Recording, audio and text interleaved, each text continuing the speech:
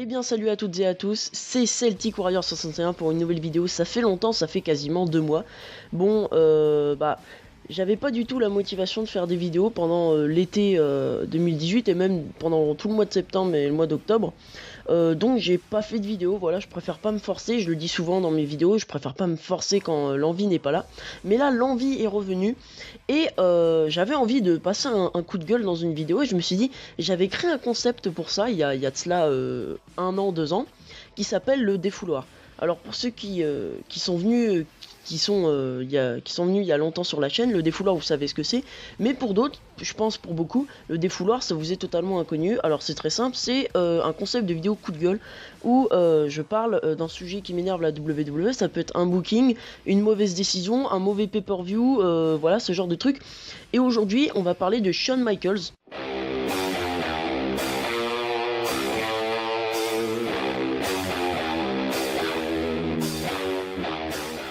Alors je vous fais pas de présentation, je pense que vous savez qui c'est Shawn Michaels. Alors courte présentation, c'est une superstar de la WWE carrément intemporelle, c'est-à-dire que il a traversé l'époque Hulk Hogan, l'époque des générations X à l'Attitude Era, il a combattu contre les plus grands, John Cena, Undertaker, Triple H, Batista, tout ça. Et aujourd'hui je vais vous parler de lui parce que on entend beaucoup parler de lui en ce moment, puisque je mets cette vidéo en ligne à l'heure où Crown Jewel, donc le nouveau pay-per-view de la WWE qui se passe en Arabie Saoudite, enfin c'est pas vraiment un pay-per-view, c'est plus un live event, va se dérouler. Alors je voulais parler de ça, c'est un coup de gueule, donc forcément je vais en parler en négatif. Je ne fais que donner mon avis, voilà, donc c'est un avis purement subjectif. Je comprends qu'il y en ait qui pensent pas comme moi, mais voilà. J'en avais déjà parlé un peu sur Twitter. Donc le but c'est quoi? La WWE a déjà fait un show en Arabie Saoudite, The Greatest Royal Rumble, et ils font un nouveau show en Arabie Saoudite qui s'appelle Crown Jewel. Et Shawn Michaels, je pense que vous le savez, a pris sa retraite en 2010 à WrestleMania 26 contre l'Undertaker dans un match, pour moi l'un des meilleurs matchs de l'histoire de WrestleMania. C'est pas le meilleur, mais à mon avis il est dans le top 10.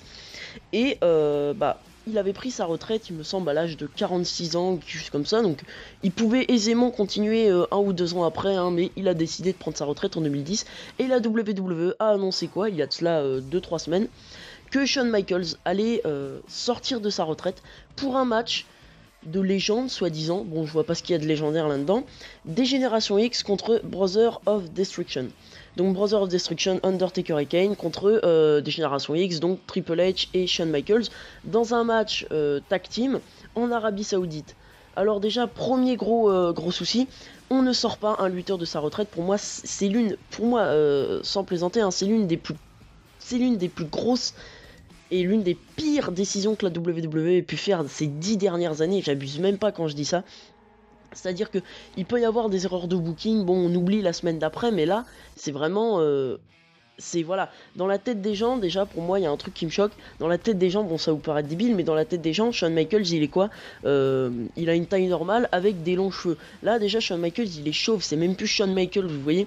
Donc moi ça me gêne énormément, et surtout c'est un match de légende, donc des Générations X Brothers of Destruction, qui aurait dû prendre place il y a de cela, je sais pas moi, 8-9 ans. En 2009 ça aurait été bien, en 2010 ça aurait été bien, en 2008 même ça aurait été bien, en 1998 même ça aurait été bien, mais pas en 2018, où les 4 protagonistes du match, l'âge des 4 protagonistes dépasse les 200 ans, vous voyez, donc ils sont très très vieux, ils ont quasiment tous la 50, ils sont tous cinquantenaires, hein, voire même Undertaker qui je pense, non, ils sont tous quasiment cinquantenaires. Shawn Michaels et Undertaker ont le même âge. Donc voilà, pour moi c'est l'une des pires décisions que la WWE ait pu faire, et surtout c'est dans quel cadre. Alors si on fait sortir Shawn Michaels de sa retraite, autant que ce soit fait un événement comme WrestleMania, ou un pay-per-view du Big Four comme Royal Rumble, mais pas dans un pay-per-view, même pas un pay-per-view, un live event qu'on aura tous oublié dans 2 ans, parce que je suis désolé, Crown Jewel, on aura tous oublié ça dans 2 ans, et surtout un pay-per-view qui pue le fric et la manigance. On connaît les histoires Arabie Saoudite et tout, donc ça se passe en Arabie Saoudite déjà, et ça pue le fric et la manigance, et c'est un show qu'on aura tous oublié d'ici 2 ans. Même moi j'ai déjà oublié Greatest Royal Rumble, c'était quand? C'était en mois d'avril, mars, mai, enfin c'était vers là, et on a tous déjà oublié les matchs qu'il y avait à Greatest Royal Rumble. Enfin c'est des pour moi, quitte à faire revenir Shawn Michaels, autant le faire revenir dans un show qui marque la postérité. Donc WrestleMania, parce que WrestleMania pour moi c'est intemporel. WrestleMania 13, WrestleMania 25, on les regarde encore aujourd'hui. Mais je suis désolé, mais un pay-per-view comme Crown Jewel, on l'aura oublié d'ici 2 ans parce que bon, voilà. Donc je pense que dans la tête de nombreuses personnes et même les non-fans de catch, enfin ceux qui regardent comme ça, Shawn Michaels a arrêté sa carrière en 2010. Sauf qu'il revient pour un match en 2018. Et encore, cette décision de booking, pour moi, ça révèle quelque chose, c'est que on a des lutteurs d'NXT, alors je voulais pas en parler, mais j'en parlerai dans une prochaine vidéo, un prochain défouloir.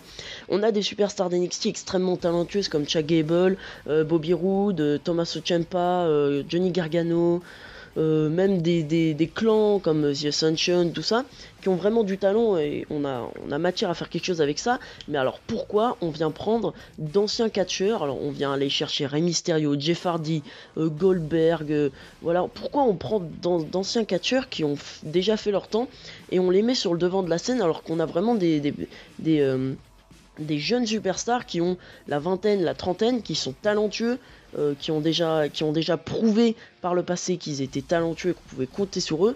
Alors pourquoi on vient aller chercher Shawn Michaels alors que le gars est, enfin je vais pas dire, j'ai énormément de respect pour les 4 là, mais Kane, Undertaker, Triple H et Shawn Michaels, mis à part Triple H, le reste c'est vraiment pas très folichon. Enfin je veux dire, Undertaker il est complètement rouillé, enfin ça fait peine à voir dans le ring. Kane, bon, il est plus trop en forme, et puis apparemment, ces histoires de maire, de Knoxville, je sais plus trop quoi, donc il va dans la politique. Triple H, c'est le seul qui catch encore plutôt bien, et même si ses matchs sont plutôt soporifiques, hein, on va pas se mentir. Et Shawn Michaels, on sait absolument pas ce qu'il vaut dans le ring. Mis à part qu'il semble avoir un peu la forme, mais on sait absolument pas ce que ça vaut dans le ring, donc enfin je l'espère pas, mais il se peut que ce soit une véritable catastrophe et que sur Twitter d'ici demain, parce que je upload cette vidéo vendredi, donc le jour même de Crown Jewel, il se peut que demain, donc samedi, ce soit un véritable déferlement de haine sur Twitter, parce qu'on sait que c'est là-bas que tout se passe, que tout le monde dise je regrette, parce que Shawn Michaels sur papier on se dit yes, puis au final on va se rendre compte que c'est pas forcément la meilleure décision, et quitte à faire catcher Shawn Michaels, autant le faire catcher contre AJ Styles, ou même quelqu'un qui en a besoin comme Shinsuke Nakamura, je sais pas, mais pas Triple H, Undertaker et Kane, qui, bon bah voilà quoi, c'est des légendes, mais franchement c'est pas indispensable, pour moi c'est pas indispensable, et on avait déjà eu... tous les ans on a des rumeurs comme ça, et là je me suis dit, c'est pas possible, après 8 ans. Enfin, je veux dire, ça paraît, je sais pas, autant le faire revenir dans un Royal Rumble, autant le faire revenir à WrestleMania, mais pas dans un pay-per-view qu'on aura tous oublié dans 2 ans. Donc voilà, c'était mon petit coup de gueule. Je pense que j'ai tout dit à propos de Shawn Michaels. Pour moi, c'est l'une des pires décisions que la WWE ait pu faire. Qu'est-ce que vous en pensez, vous? C'est le plus important. Vous en pensez quoi, vous, dans les commentaires? Dites-moi, exprimez-vous dans les commentaires. Partagez cette vidéo sur Twitter, surtout, c'est super important. Pour moi, enfin, je suis pas dans une, comment dire, dans une croisade, mais pour faire ouvrir les yeux aux gens qui, je pense, sont là et se disent ouais, Shawn Michaels, cool, mais pas tellement que ça, parce que finalement, ça, je l'espère pas, hein, mais quitte à le faire revenir, autant que ce match déjà soit meilleur que WrestleMania 26, donc c'est très très compliqué, voire même impossible, et autant le faire revenir dans un pay-per-view de grande classe internationale, comme WrestleMania, où là toutes les caméras sont branchées sur lui, mais pas dans un pay-per-view qui pue le fric, qui pue la manigance comme Crown Jewel. Bref, j'espère que vous aurez apprécié ce petit coup de gueule, partagez-le, c'est super important, mettez des pouces bleus, et puis voilà, sur ce, bah moi je vous dis ciao ciao, à plus.